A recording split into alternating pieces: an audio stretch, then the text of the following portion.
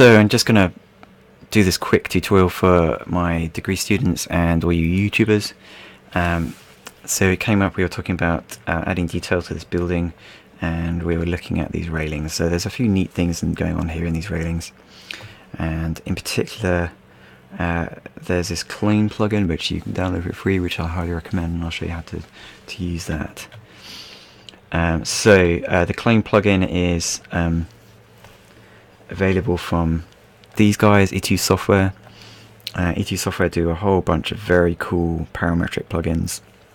In particular, RailClone, which is a light version, which is, if you're a mid-level Max user, it's really useful to have a go with that.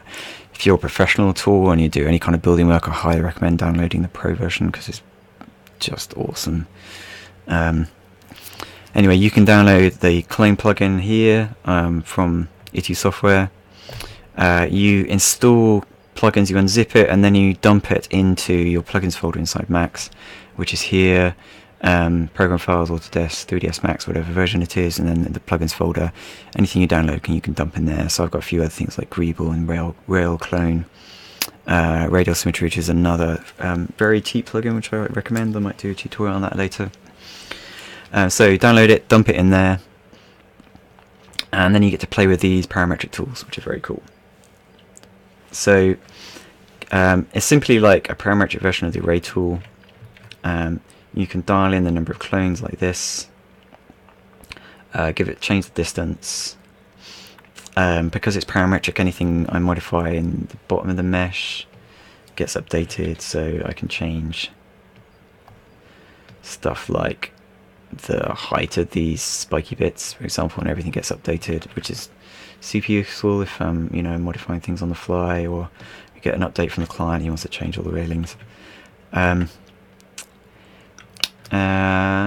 There's various other things you can play with. So if you're making wheels, for example, you can give it rotational symmetry like this. You can make spokes for wheels. Just have to make sure you got your mass right. So I've got 36 objects and I need 10 degrees between each one of them. And that could give me spokes. It allows you to set some randomness as well, so which is useful in terms of making things look natural. So if I go to the right view, you can see these railings don't quite align, and that's due to the random displacement thing up here, which I can get to show off my zoom it. So this is like my new toys. That's it, random displacement. Yeah, an awesome tool. Go and download it. And yeah, so maybe I'll do another video now of how to build up the railing model.